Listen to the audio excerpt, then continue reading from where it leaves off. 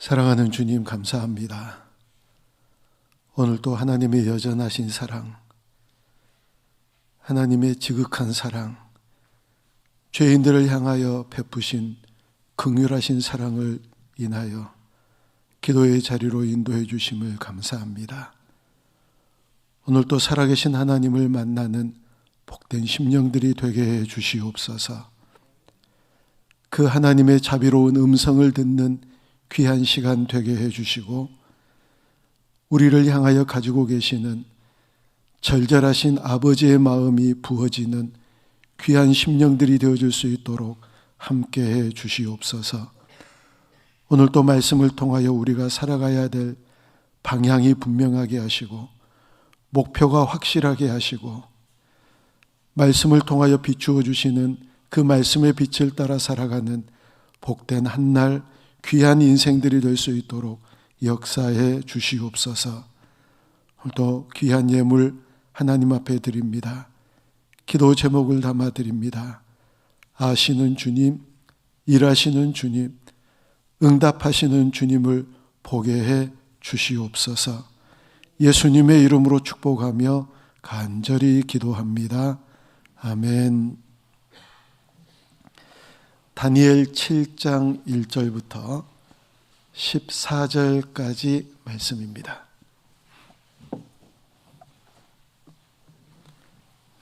다니엘서 7장 1절부터 14절 말씀까지 한 절씩 교독합니다. 바벨론 벨사살 왕 원년에 다니엘이 그의 침상에서 꿈을 꾸며 머릿속으로 환상을 받고 그 꿈을 기록하며 그 일의 대략을 진술하니라.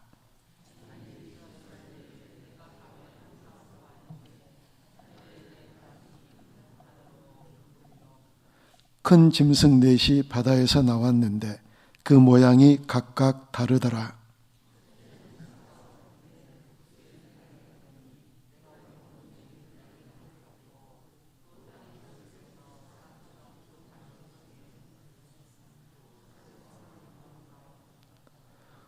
또 보니 다른 짐승 곧 둘째는 곰과 같은데 그것이 몸 한쪽을 들었고 그 입의 이사이에는 새 갈빗대가 물렸는데 그것에게 말하는 자들이 있어 이르기를 일어나서 많은 고기를 먹으라 하였더라.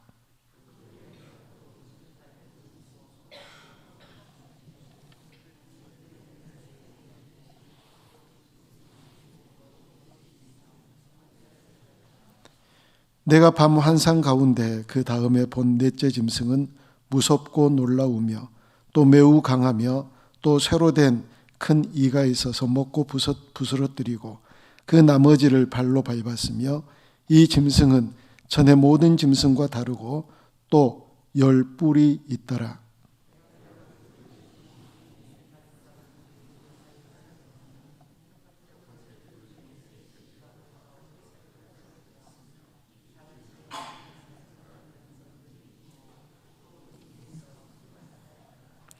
내가 보니 왕자가 놓이고 옛적부터 항상 계신 이가 좌정하셨는데 그의 옷은 희기간 눈 같고 그의 머리털은 깨끗한 양의 털 같고 그의 보좌는 불꽃이요 그의 바퀴는 타오르는 불이며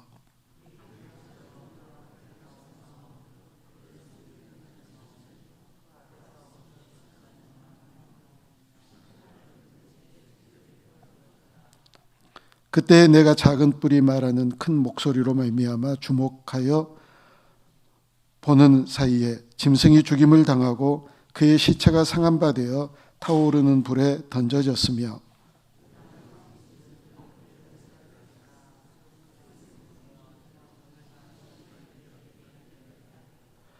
내가 또 밤 환상 중에 보니 인자 같은 이가 하늘 구름을 타고 와서 옛적부터 항상 계신 이에게 나아가 그 앞으로 인도되매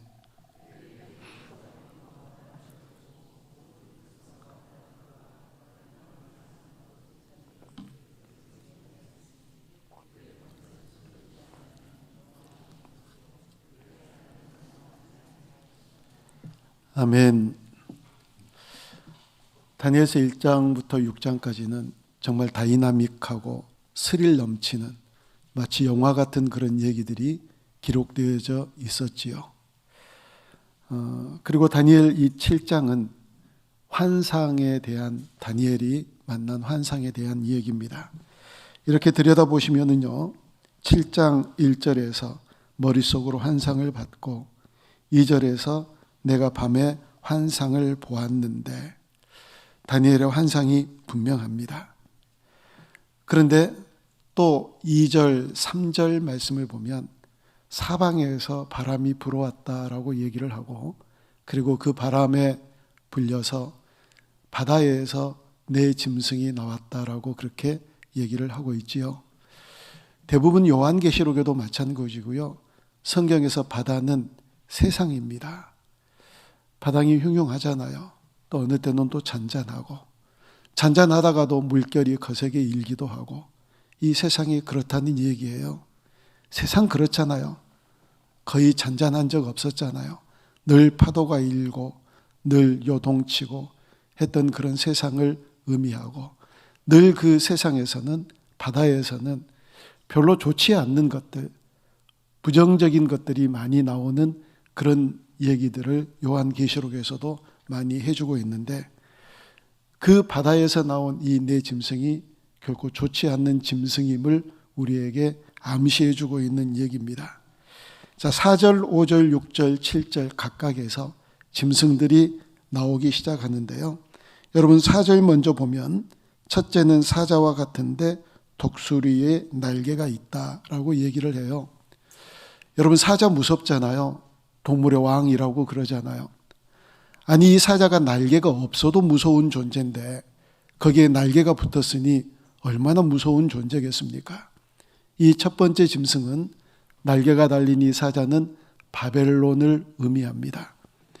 두 번째 짐승이 5절에 등장하지요. 곰과 같은데 몸 한쪽을 들었대요. 그리고 입 사이에 3개의 갈비뼈를 물었답니다. 이 곰은 그 뒤에 바벨론을 멸망시킨 페르시아, 메데 바사를 얘기하고, 이 메데 바사가 연합했는데 결국은 한쪽으로 기울었다는 얘기입니다. 바사가 더 강력한 힘을 가지고 바사가 통치하게 되는 그런 형국이 일어났다는 얘기고, 이 갈빗대 세계는 고레스 왕이 세계의 왕국을 정복했다는 것을 의미하고요. 그래서 곰은 메데 바사, 페르시아 제국을 얘기합니다. 6절에 보면 또 다른 짐승이 나오는데 표범 같은 것들이 있다고 그러지요. 여러분, 이 표범은 헬라 제국을 의미하고요. 4개의 날개가 달려있으니 표범이 그렇잖아도 빠르잖아요. 그런데 4개의 날개가 달려있으니 얼마나 더 빠르고 민첩하게 세상을 정복해 나가겠습니까? 그런데 머리가 4개랍니다.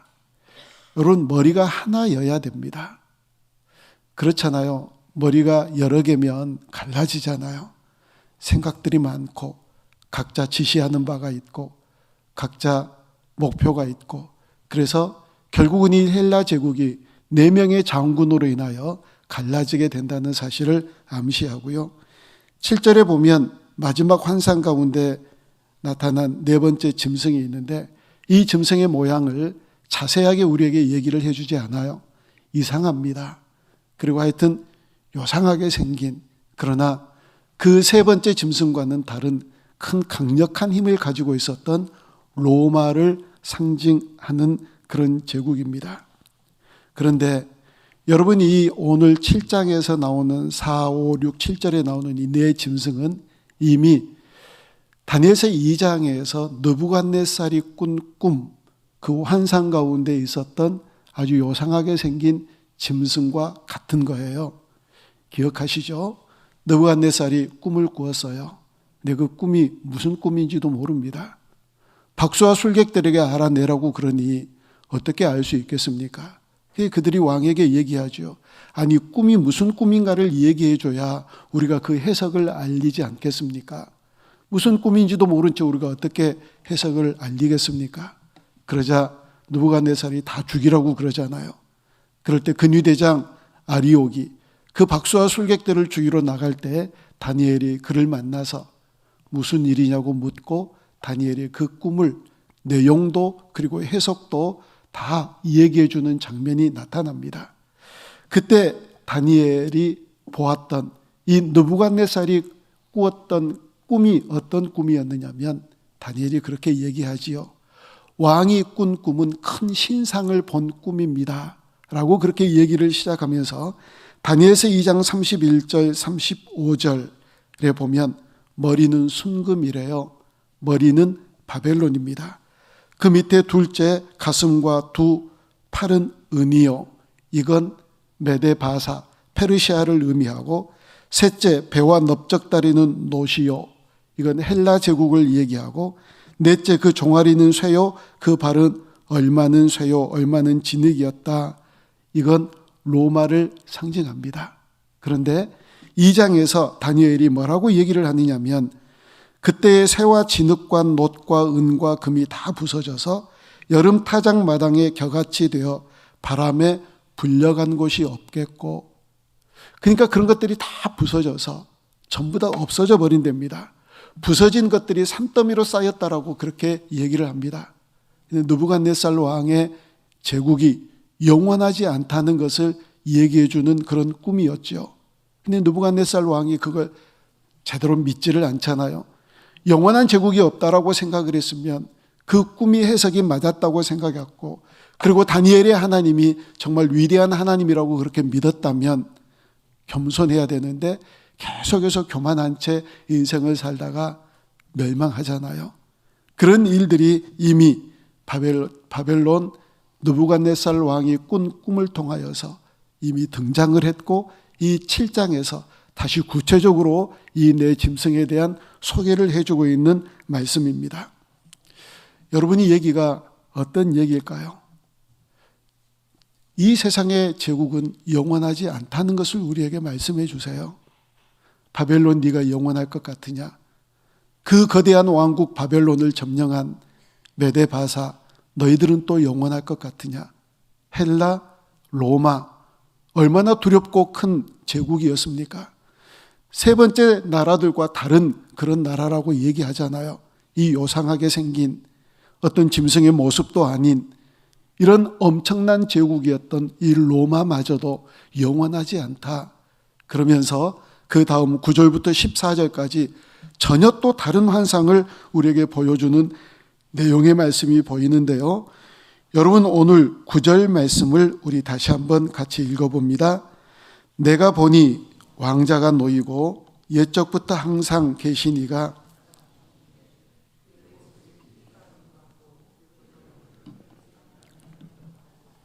그의 보좌는 불꽃이요 그의 바퀴는 타오르는 불이며. 아멘. 여기서 주목해서 봐야 될 얘기는요, 옛적부터 항상 계신 이가 좌정했다라고 얘기해요. 옛적부터 항상 계신 이 누구일 것 같아요? 하나님이세요. 옛적부터 계셨으니까요. 항상 계셨으니까요. 그 높고 높으신 보좌 위에 좌정하신 분은 바로 하나님이시니까요. 그 하나님께서 13절과 14절에 어떤 얘기들이 있느냐면, 내가 또 밤 환상 중에 보니 인자 같으니. 여러분이 이 인자는 두말할 것 없이 예수님이세요. 예수님이 신약에서 내가 인자라라고 그렇게 말씀하시잖아요. 그 인자가 하늘 구름을 타고 와서 옛적부터 항상 계신 이에게 나아가, 예수님이 하나님께 나아갑니다. 그리고 하나님 앞으로 인도됩니다. 그리고 나서 14절 우리 같이 읽습니다. 그에게 권세와 영광과 나라를 주고 모든 백성과 나라들과 다른 언어를 말하는 모든 자들이 그를 섬기게 하였으니 그의 권세는 소멸되지 아니하는 영원한 권세요 그의 나라는 멸망하지 아니할 것이니라. 아멘. 여러분이 1절에서 8절까지의 얘기와 9절에서 14절까지 얘기를 비교해서 뭘 도대체 설명해 주는 거지요? 아무리 강대한 나라라 하더라도 너희들의 나라는 영원하지 않아. 그런데 예수님께서 통치하시는 나라는 어떻다고요? 영원하대요. 그 나라는 정말 위대하고 권세가 있대요.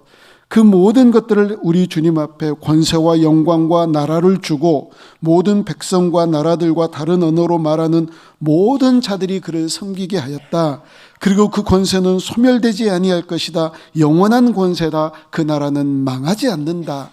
너희들 세상 나라는 망했지. 너희들 세상 나라는 소멸됐지. 그 나라는 영원하지 않지만 예수님이 통치하시는 나라는 영원할 것이다. 소멸되지 않는다. 진짜 위대한 힘을 가지고 있는 나라다라고 비교해서 설명해 주시는 겁니다. 여러분, 세상의 나라는 영원하지 않습니다. 우리 주님이 통치하시는 나라만이 영원하게 될 줄로 믿습니다.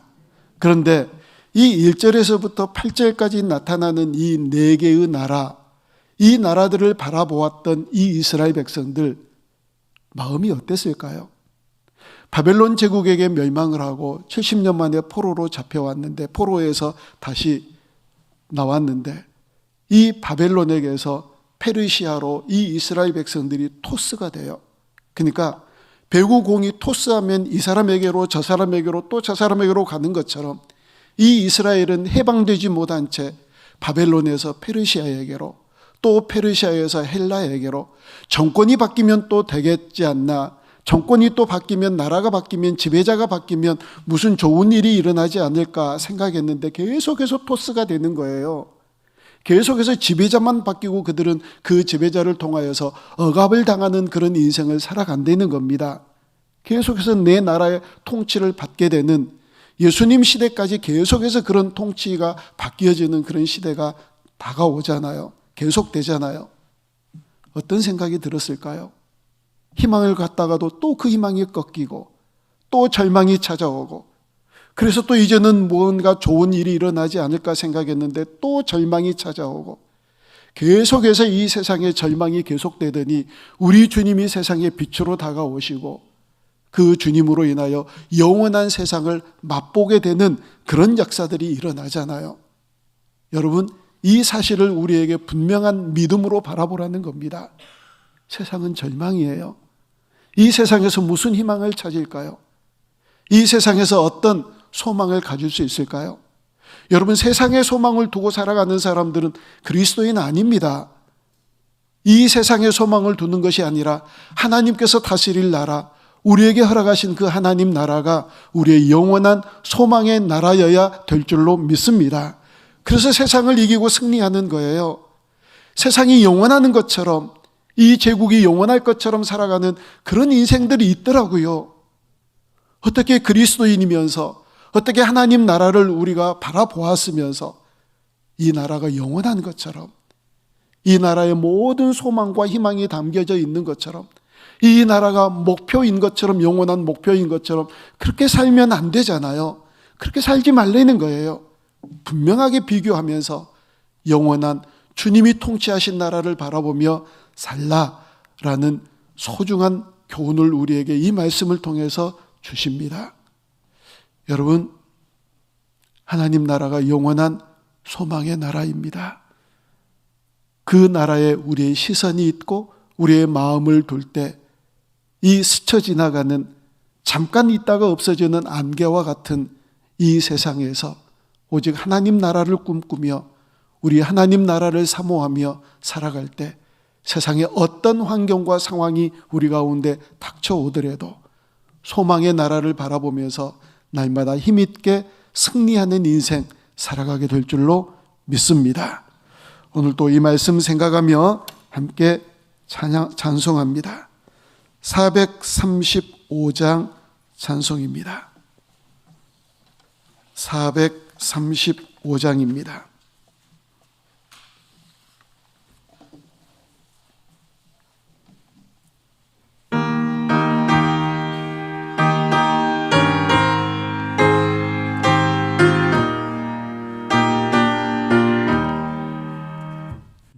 나의 영원하신 길 생명보다 귀하다. 나의 갈 길 다가도록 나와 동행하소서. 주께로 가까이 주께로 가오니 나의 갈 길 다가도록 나와 동행하소서. 세상 부귀한이람과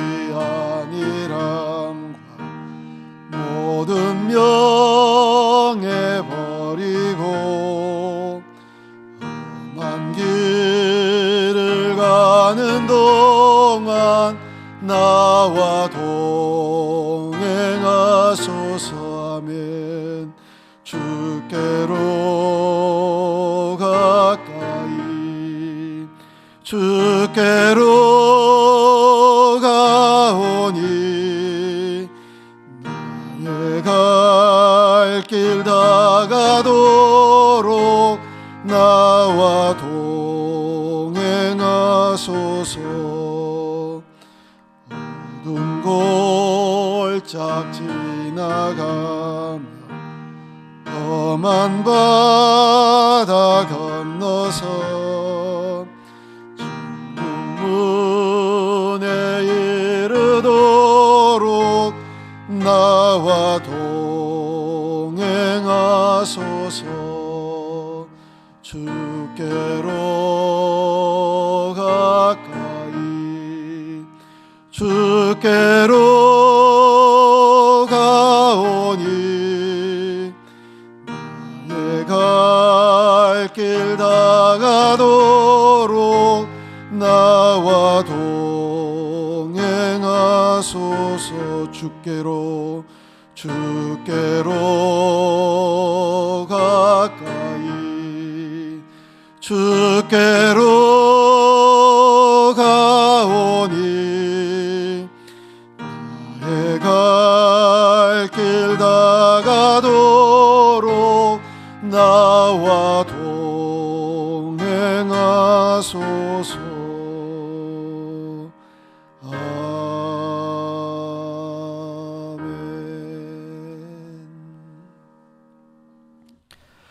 오늘도 주신 말씀 붙들고 기도합니다. 다른 메시지 아닙니다. 세상의 것은 영원하지 않다.